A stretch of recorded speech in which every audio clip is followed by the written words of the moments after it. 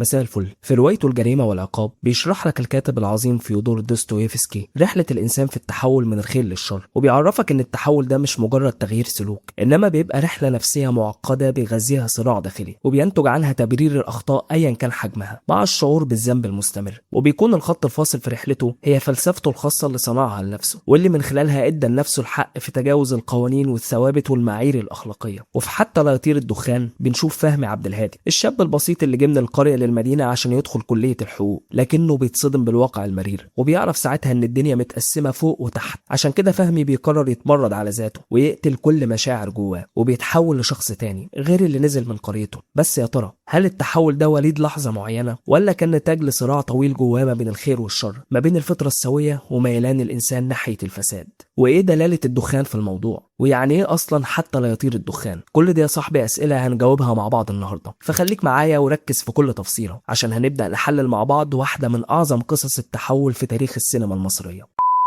حتى لا يطير الدخان، فيلم من إنتاج سنة 1984. الفيلم متاخد من رواية بنفس الاسم للكاتب الكبير إحسان عبد القدوس. سيناريو الفيلم لمصطفى محرم، ومن إخراج أحمد يحيى، وطبعا من بطولة عادل إمام، سهير رمزي، أحمد راتب، سناء شافع، نادية أرسلان وغيرهم. بيحكي الفيلم عن فهمي عبد الهادي، الشاب الريفي البسيط اللي نزل القاهرة عشان يكمل تعليمه، لكنه بيتصدم لما بيلاقي فرق طبقي شاسع بينه وبين أصحابه، وبيشوفهم وهم عايشين حياة الطرف والغنى الفاحش، وهو يدوب بيعيش بال5 جنيه اللي أمه بتشقى بيهم في البلد عشان تبعتهم له. وهنا فهمي بيحس ان المجتمع مش عادل، وبتبدأ تدور في ذهنه أسئلة كتير. ليه البشر متقسمين طبقات؟ وليه الغني بيزداد غنى والفقير بيزداد فقر؟ اللي قرأ الرواية هيعرف ان الأحداث وأبعاد الشخصيات مختلفة تماما عن الفيلم. فعشان نبقى على نور، احنا النهارده هنركز على سيناريو الفيلم نفسه، وهنركز بالأكتر على التحول اللي حصل لشخصية فهمي، وايه المراحل اللي مر بيها لحد ما وصل لمرحلة كبيرة من السطوة والفساد، وهل هو كان مذنب ولا كان ضحية للمجتمع. تخيل ثانية لما مستقبل بني آدم يروح عشان 5 جنيه. المرحلة الأولى مرحلة الفقر والتعاطف. الحقيقة السيناريو كان ذكي جدا، لأنه أجبرك إنك تتعاطف مع فهمي من البداية، وده بيبان في أول مشاهد الفيلم لما شفنا فهمي قد إيه هو فقير وملهوش قيمة وسط زمايله اللي من الطبقة العليا. وبعدها في مشهد دارك كوميدي عميق بنشوف فهمي بيطلب يتصور جنب اللحمة قبل ما تغلى، في دلالة قوية جدا على الفقر المتغلغل في حياته. وهنا في المرحلة الأولى بنشوف فهمي كضحية للفقر والطبقية، بس لسه محتفظ ببعض النقاء جواه، لسه ما تلوثش بالفساد، لسه عنده عزة نفس وبيرفض المساعدة من ثانية لما بتحط له الفلوس في اوضته، لسه بيرفض ينجرف لسكة الممنوعات مع اصحابه وبيركز في دراسته. بس في وسط ما هو ماشي بتيجي كذا ضربة ورا بعض هيكونوا السبب في انه يعيد تفكيره من جديد، وهتكون اول فتحة هيتسرسب منها اول خيط دخان. اول ضربة لما بيجي له جواب من امه وبتقول له فيه انه يعتمد على نفسه عشان مش هتقدر تبعت له فلوس تاني. تاني ضربة لما تعرض للاحراج والمعايرة من خيرية اخت رؤوف صاحبه، البنت اللي كان بيحبها بس هي بتحتقره بسبب فقره. والضربة التالتة لما شاف صحابه كل واحد فيهم بيتباهى بالثروة اللي عنده، وهو بتترسم قدامه صورة أمه الشقيانة عشان تبعت له 5 جنيه يعيش بيهم. وهنا فهمي بيقول الجملة الأيقونية دي: انت وجودك اكبر دليل على ان احنا عايشين في مجتمع فاسد.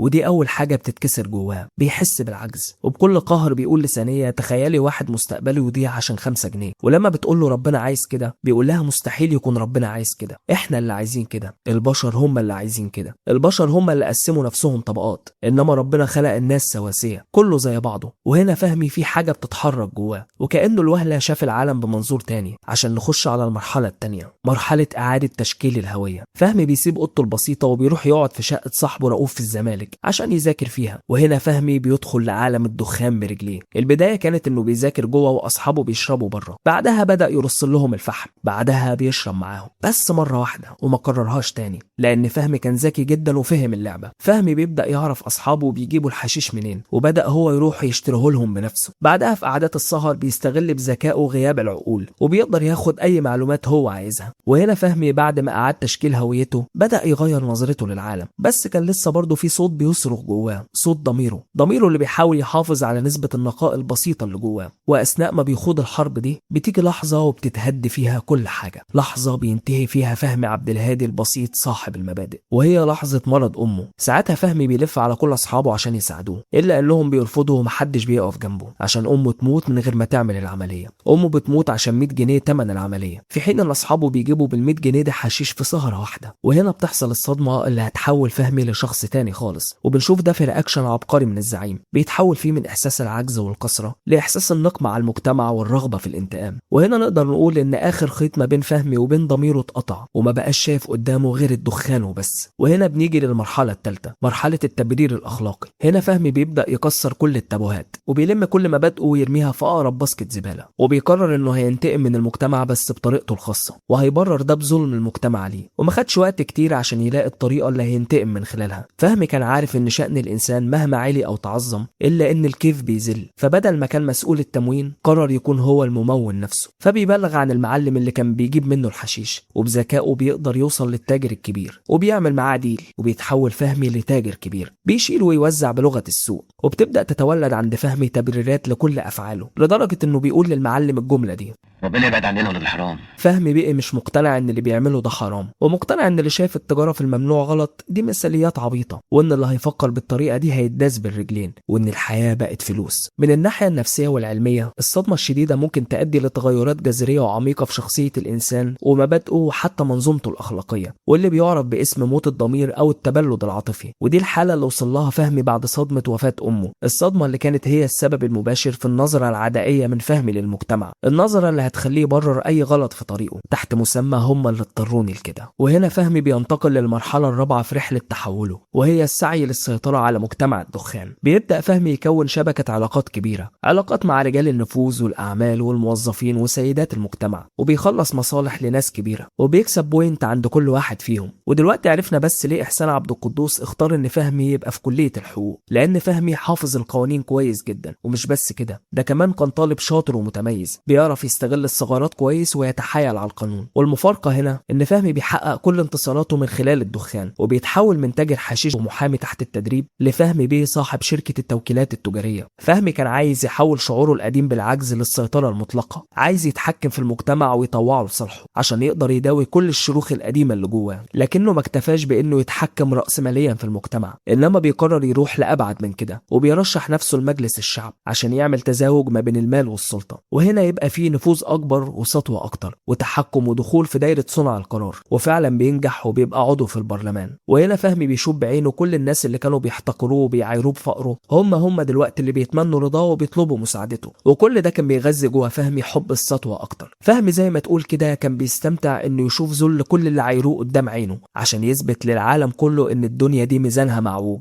ومش بتحترم إلا اللي معاه فلوس أو منصب. وده مش عشان هو بقى إنسان فاسد. فهمي برغم التغير الكامل في شخصيته إلا إن الحتة الأصيلة أو اللي باقي من فترته السليمة كانت بتخليه ما ينساش أصله، فتلاقيه بيجيب عوض قريبه من البلد ويشغله معاه، ومن بين كل الستات بيختار يتجوز ثانية البنت اللي كانت واقفة معاه أيام فقره. فهمي ما نسيش أصله، لكن كان عايز يثبت لنفسه إنه لو مشي فعلا في طريقهم هيبقى أحسن منهم كلهم، وده كان الهدف اللي رسمه لنفسه. وهنا بنيجي للمرحلة الأخيرة وهي التحول الكامل. وهنا فهمي اتخلص من أي صراع جواه أو أي إحساس بأي تناقض في أفعاله، بالعكس هو بقى شايف نفسه نموذج للنجاح، مثال يحتذى بيه. وهنا التحول ما كانش في سلوكه بس، إنما كان في وعيه. فهمي مع كل خطوة كان بيفقد جزء من إنسانيته، وعشان يوصل للي وصل له بيفقد فهمي عبد الهادي نفسه. عشان كده في وسط سطوته ونفوذه فهمي بيكتشف إنه مصاب بالهرسيا، وهو هتفكر إن المرض هنا محطوط صدفة. مكانة فهمي في المجتمع كانت بتخليه يتحكم في مصائر الناس كتير، في حين إن اللي كان بيتحكم في حياته وبيحرمه من حاجات كتير هو المرض. وهنا يا صاحبي لازم نعرف إن مهما الإنسان عالي أو تجبر ممكن يجي حتة فيروس ويقضي عليه ويهده، ساعتها لا هتنفعه لا سلطة ولا مال ولا نفوذ.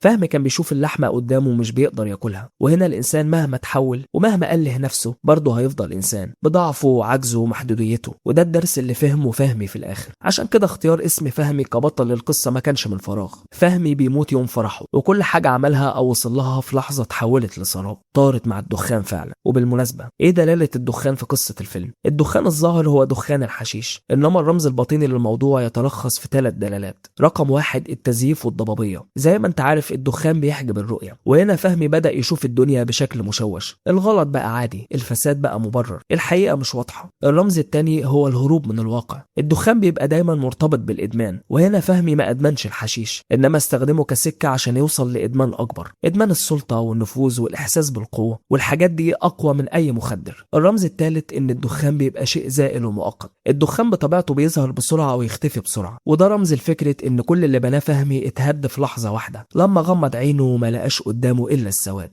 طب إيه معنى اسم الفيلم حتى لا يطير الدخان؟ الاسم في تأويل النقاد بيحمل كذا معنى. أول حاجة إننا لازم نمنع الدخان من إنه يطير زي ما صحاب فهمي عملوا، وهنا وجود الدخان بيساعد على كذا حاجة. أول حاجة إخفاء الحقيقة، لو الدخان طار كل حاجة هتنكشف، لازم نحافظ على الضباب عشان الحقيقة ما تظهرش. تاني حاجة هي استمرار الوهم، فهمي خلق عالم لنفسه كان قائم على الوهم، فحتى لا يطير الدخان هو في الواقع حتى لا يطير الوهم. تالت حاجة هي الخوف من المواجهة، لو الدخان اختفى فهمي هيشوف نفسه على حقيقتها، ودي أخطر حاجة. هو كان مستعد يواجه أي حد إلا نفسه. حتى لا يطير الدخان هي محاولة مستمرة لإخفاء الحقيقة حتى لو دخان الوهم بيخنق. أشوفك على خير يا صاحبي، سلام.